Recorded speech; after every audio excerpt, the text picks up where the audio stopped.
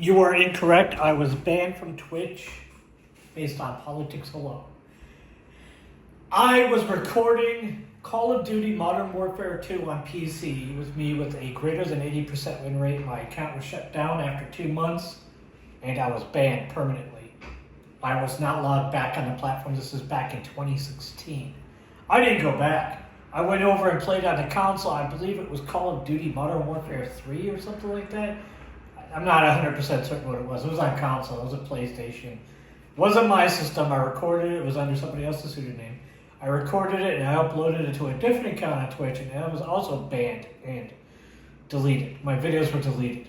Greater than 80% win rate. I went in and when I purchased an iPhone 12 in 2020 or 2021 or something like that, when the iPhone 12 Pro was on the way out, I bought it a week before the 13 came out, which is it came out 6 days after I purchased the 12 because the 12 was discounted over at Verizon, so I picked up the 12 Pro. I went out, I set up the phone, downloaded Call of Duty Mobile right after it came out because it was being released for the iPhone 13 and the updated version of iOS. I installed the new version of iOS. I installed the new version of Call of Duty Mobile. I went over and sat at a church. At the time I was basically technically homeless, and I started out with a 50% win rate, and it only went up. I ended up right around 90% win rate against pick a time of day, any time of day, it didn't matter. My average was 80% and up. I recorded 5 or 6 videos on that account, and my account got locked. It was locked. Each video was 2 hours up. I don't know if they're still up. I know one of them was still up last time I looked, and that was like a year ago. I made like 5 or 6 videos on that account. It got locked.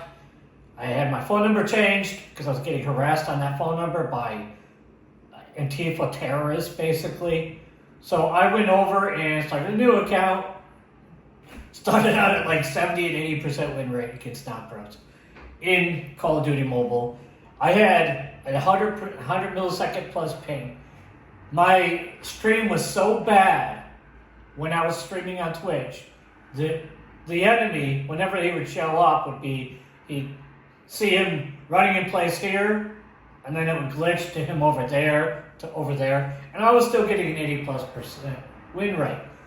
This is why I'm telling you this now, because you're just wrong. You're not that good at gaming.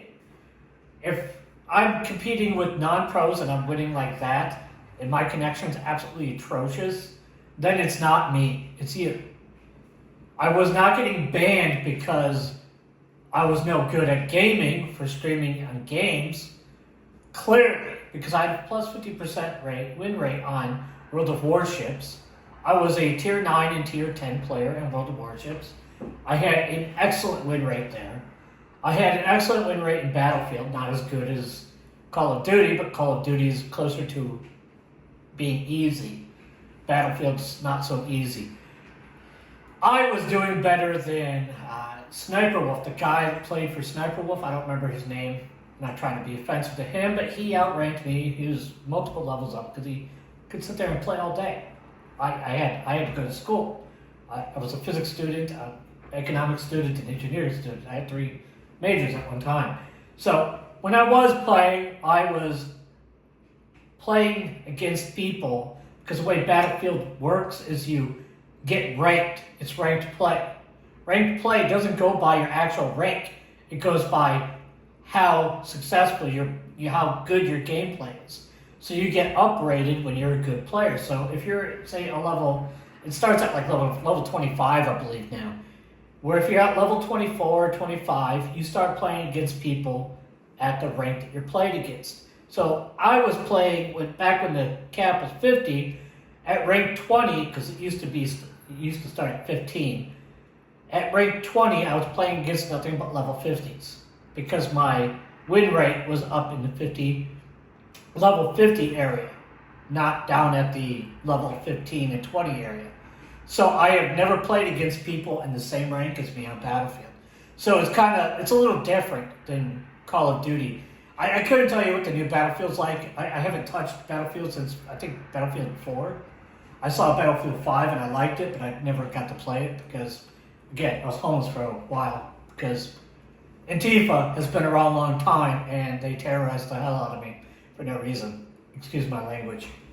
But the point being is that I was at that level of gameplay in video games because I just sat down one day and spent time to learn how everything worked. You're not going to get good if you're just going in there and just playing for no reason. You need to understand how everything works. You need to be able to scientifically and mathematically deconstruct how the game engine works, how the ballistics engine works, how the graphics work, how everything works in the game in order to get that good. And it just, once you play one game, you get that good at one game, those skills transfer over. Any three-dimensional game, all the skills transfer over. None of this is difficult. But in Battlefield, it's way more difficult. It's way more difficult because you always get up-ranked when you're a better player. And it's not a matter of, somebody not being good enough to play the game. You play long enough, you'll get enough rank because you don't lose XP points in Battlefield. I think you should, but you don't. Your rank should coincide with your skill level it should be graduated. So there should be a set amount of this many rank that are possible, a set amount of that many rank that are possible. This is with me as I have been in the game development environment before and as a person who's done a lot of testing. I mean, I've done a lot of game testing. For those that aren't aware, I used to work at Namco.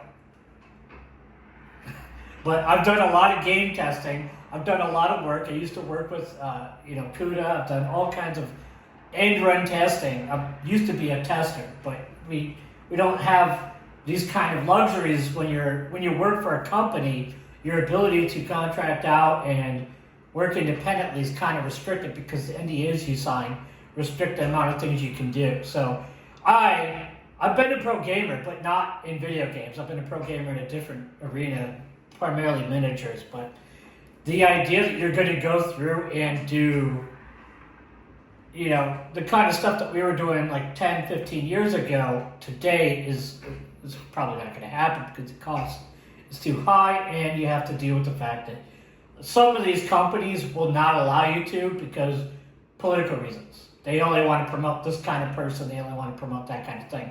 I mean, we can look at Twitch. It started out as a game platform. I mean, SGC Games made buco bucks on Twitch when they had SCG basically every weekend. Where are they now? They basically don't exist, and the whole reason why is because of Twitch. The way Twitch restructured and made it all about politics. And we could see it when they had this guy, what's his name, Stephen Bonnell? The Stephen Bonnell character, and this, who is this Hassan Piker dude? I don't know. I didn't even know that was a real name. I thought that was a screen name or something. I thought that was like some kind of porno screen name. Honestly, it sounds like some kind of homoerotic porn guy name. But I'm not judging anybody. I'm not saying that they're good or bad on that, but, you're going from this perspective that these people have a reason to be on Twitch and none of them are playing games. They're streaming themselves talking to a microphone and a camera. I don't want to watch that. I don't care what your opinion is. I don't care about your political opinion. I have my own. I don't need you to feed me a political position to consume and live by. I want to see if you were actually an actual person who could play games. I don't care about your politics. If you can't game, why are you on Twitch? But here we are. We can't get rid of these people. They won't go away. I don't care about politics in the gaming ring. That's why I stopped playing Magic the Gathering in the first place, because WotC decided to go all weird. I don't want to entertain that stuff. I don't want to be around it. I want to play the game. I was only interested in the intellectual challenge of the game, the competition of the game itself. I don't care about your politics. Your politics have nothing to do with my life. The vast majority of the world, your political opinions, especially if you're coming from a position where you think you should get free stuff for nothing, Marxism basically, your politics have nothing to do with anything. Everybody wants free stuff for nothing. That's not a political position. That's just basic capitalism. You know, it's how you bring customers in. You give something for free for a little while, and if they like it enough, they'll start paying for it. That's basic capitalism. What? You give a little bit of free stuff? This is how Marx is working? You give a little free stuff, and then you start getting them stuck on it so they can't get off of it? Is that what your idea is? Like, I don't care about your politics. Get out of here. Taken from me to give to somebody else, and now I produce something? It's like, okay, I didn't produce that so I could, starve to death homeless because you thought somebody else deserved something that I created and I built myself. Like, that's insane. How are you going to build a channel off of talking and having, you giving this preaching thing about this? Like, this is religious at this point, that you're promoting a religion where we have to give away all our things. And we already know about this. There's a religion that it is directly involved with that. It's called Buddhism, where you give up all your possessions and adopt the life of a Buddhist monk. That's what Buddhists did. They give up all their worldly possessions, they abandon everything, and seek salvation through suffering. They purposely go and starve themselves to absolve themselves of some kind of sin. Like, yeah, your religion is basically Buddhism with extra steps, because now you require the government to do the giving up portion for those people because they don't want to be Buddhists. So you're going to force the government to force them to give things up so they can starve to death.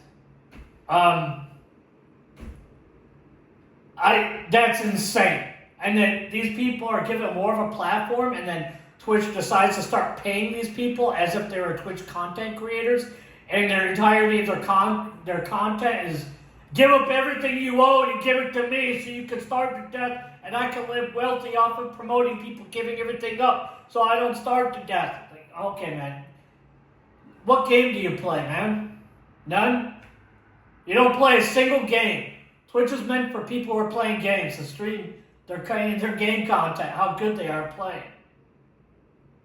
And every gamer that's ever been on Twitch, I've spoken to hundreds of them because I used to be in the gaming community, deeply involved.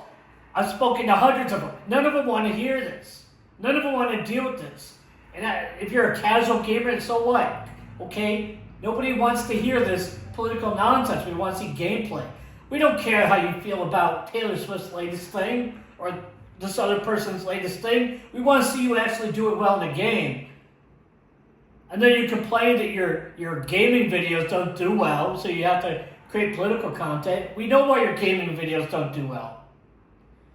Because you're a terrible gamer. And you never should have been promoted by Twitch in the first place. Twitch is trying to be YouTube, and they're failing at it.